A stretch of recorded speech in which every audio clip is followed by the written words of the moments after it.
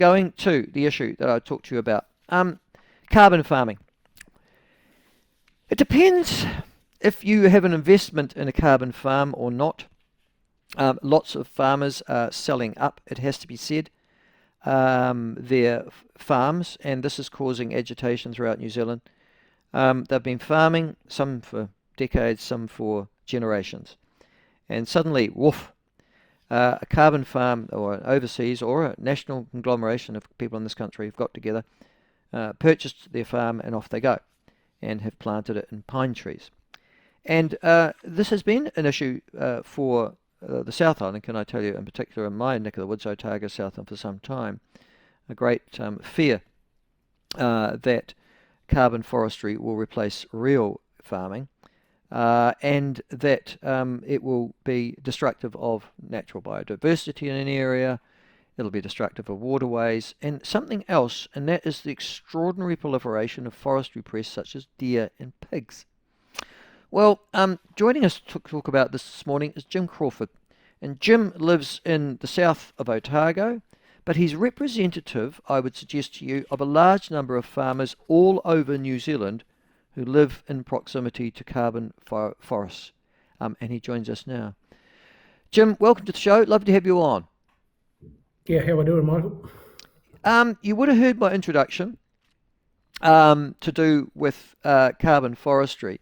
Just before we get into that particular issue, where are you? You've been farming how long? Where and what sort of farm have you got? Well, I'm a sheep and beef farm. We've got 1,200 hectares. We're surrounded by forestry, always have been for a long time. And like we have Waneta next door Earnslaw and Port Blakely. They've been the later addition. And those three companies I find not bad. There was another group, Rainier Forests.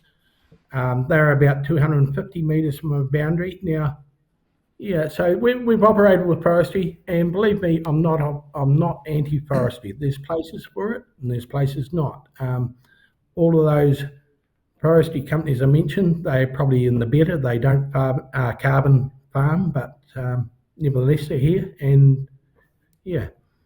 Riodia is an overseas-owned forestry company. I think I first came across them when I was an MP in Hawke's Bay, back in the 80s and 90s, where they owned a number of forests in the east coast of the North Island.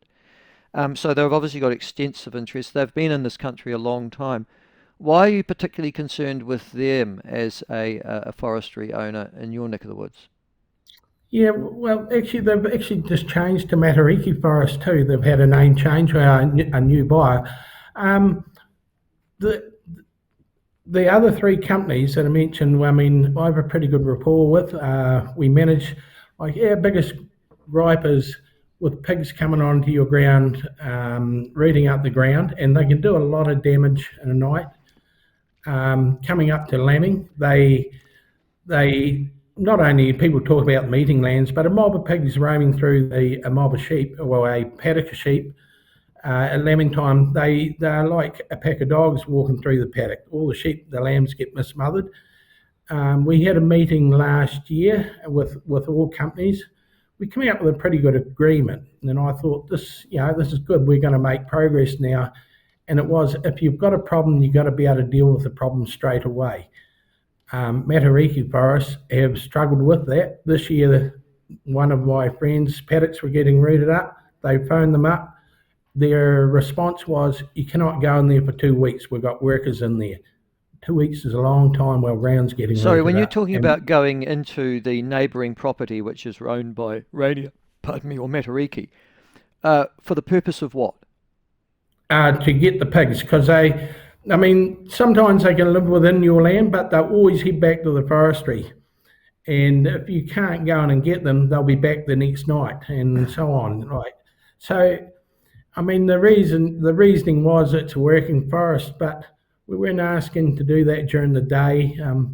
Hell, if it come down necessarily, you wouldn't even have to take a gun if that's what it really meant. The importance of getting rid of these animals and getting them down in numbers, it's huge. And just explain this to me. I mean, I did law at university. It was one of the things I did, but I did law. And there was the well-recognised piece of law in this country that states that if something escapes from your land and causes damage on a neighbouring land, then you're held understandably accountable for it. Why aren't the forest owners from which these particular feral creatures exude and cause the damage to neighbouring properties, why aren't you taking a civil action against them for the damage that they're causing to your property and those of neighbouring properties? Okay, well, probably the main. We've talked about it, and perhaps we should, but we are farmers, and we try to. I don't know. It's not our way going down the track of this is the law and this is what's going to happen. We'd rather try and work and resolve the problem than go that I line. understand that, and I understand that lawyers are expensive, but it's what I don't. The bit that I don't get is that you've got feral pigs coming out of why do they live in? Can you explain to me and everybody else why do feral pigs, deer, goats, why do they live in these forestry blocks? I wouldn't have thought there's good food there, which is why they're coming onto your property. What's the attraction for those particular animals? The attraction is, well, there's a few. One is it got cover. When the trees are first planted, that becomes attractive to them because there's a lot of grubs and that under the ground and under the grass. So in the first 5 years, or right up to 8 years of age, pigs are quite happy because happily will live in there. They've got the cover, Yeah. and they've got the food source. They'll live near enough to the edges where there's another food source, and that's on the clear farmed land.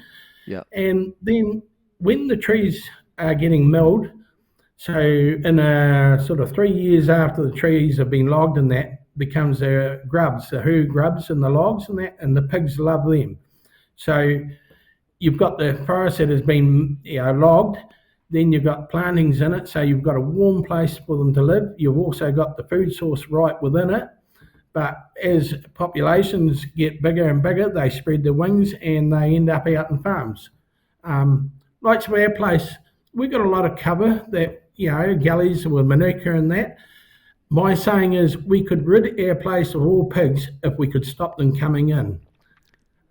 People say, why don't you fence them out? It's one of those things that's much easier to be said to be done than actually achieve, just with the type of terrain and the gullies that are involved. Okay, and it's expensive too. Listen, the other thing is they eat the lambs as well too. Is that right? Some of these pigs actually attack the lambs, and that's a food source as well. Oh, definitely. But once a pig gets a taste for it, you'll have a hard job. Like you will not stop them. The only way to stop them is get rid of them. That happens quite often, but not all the time. But even a mob, like I get back before, even a mob of pigs out in a paddock, all the sheep will end up in one corner. And if you're lambing, you end up with mismothered lambs, and so there's two ways of really knocking your lambing back. Okay, the proliferation of wild pigs. Now, I'm also hearing wild deer and wild goats as well proliferating in these areas too. Is the same argument about deer and goats is that there is a food source initially, there's cover, it's warmer, and then there is neighbouring proximity of grazing land as well. Is that the case too with deer and goats? Oh, definitely deer in this region is becoming an issue. Goats, not so much. I know there are goats in one of the neighbouring forestries, but not a direct neighbour. And it will become an ongoing problem. It doesn't trouble us personally, but it does trouble other people, other farms. Okay. Can I also ask you this other question? The regional council in Otago, I know that only because I'm on it. Don't start me. Has a regional pest plan.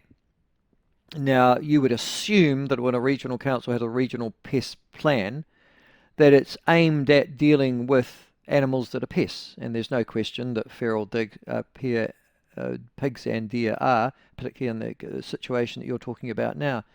Is that of any use to you at all? And if it's got deficiencies, and I'm sure it has, can you explain those to us, please? I'm not even sure whether the pigs and deer are on the as a There regional you go. No, on you've as hit a it in pest. one. There you go. You're a clever man. You've absolutely got it. Yeah. They aren't there, are they?